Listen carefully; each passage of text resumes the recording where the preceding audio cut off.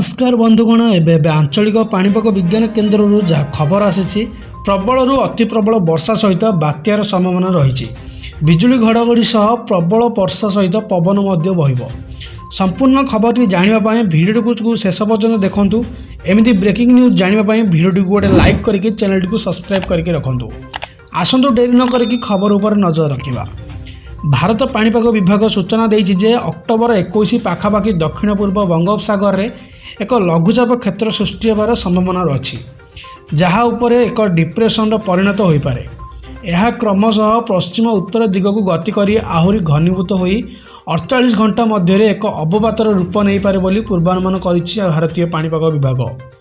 October मासरे Odisha रे बात्या भय रहुथिबा बेले अवपात जाई पूर्वानुमान करिछि पाणीपाग विभाग। लघुचाप सृष्टि होगा पर स्थिति स्पष्ट होगा नहीं पाणीपाग विभाग कही सेपटे आज किसी जिले में हालुकारु मध्यम धरणर वर्षा हो पारे। विशेषकर दक्षिण और उपकूल ओडिशा रे वर्षा होबार संभावना रही। अक्टोबर 19 रे केउं सबु जिला को येलो वार्निंग जारी कर जायछि आसंतु जानिबा। आज किसी जिले में हालुकारु मध्यम धरणर वर्षा संभावना रही बिजुली घड़घड़ी सह वर्षा हो पारे। से जिला गुड़िक है कलाहांडी कंधमाल रायगड़ा गजपति गंजाम कोरापुट और मालकानगिरी।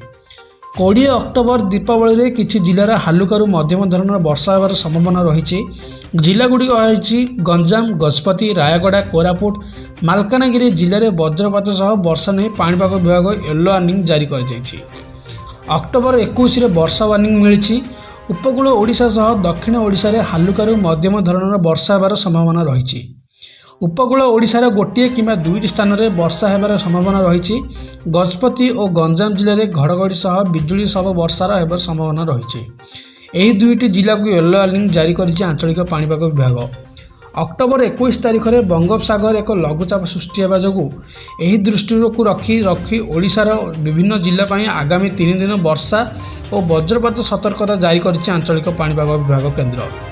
रविवार मध्य बुलेटिन आईएमडी सूचना देइछन्ति दक्षिण अंडमान सागर और पार्श्ववर्ती दक्षिण पूर्व बंगोपसागर उपर एक घूर्णिबलय सृष्टि होइछि। एहार प्रभाव में अक्टोबर 21 बेलू दक्षिण पूर्व बंगोपसागर लघुचाप सृष्टि हेबो। यह पश्चिम उत्तर पश्चिम दिगरे गति करी परवर्ती 48 घंटा मध्य दक्षिण बंगोपसागर मध्य भाग और पश्चिम मध्य बंगोपसागर एक अवपात परिणत होबार संभावना रही। आईएमडी अक्टोबर 19 रु 21 तारिख पर्यंत राज्यर विभिन्न अंचल में वज्रपात सहित 30 रु 40 मिलीमीटर बेगर पवन संभावना थिबा नै सतर्कता जारी करिछि। रविवार बालेश्वर भद्रक जाजपुर केन्द्रापड़ा कटक जगतसिंहपुर पुरी खोर्धा नयागढ़ गंजाम गजपति रायगड़ा कोरापुट मालकानगिरी कलाहांडी कंधमाल और नवरंगपुर जिले में वज्रपात सह झड़ पवन संभावना रही।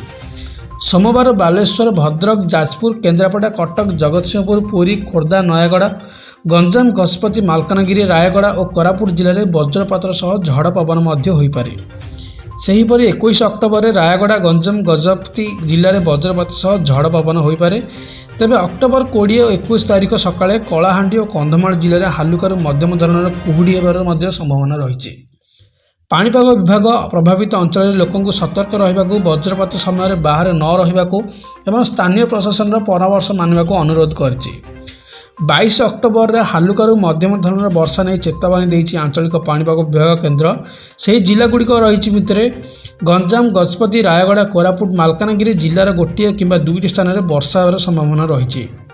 23 अक्टोबर और 24 अक्टोबर पर्यंत वर्षा वार्निंग। यही 2 दिन मालकानगिरी और कोरापुट जिले में हालुकारु मध्यम धरणर वर्षा होबार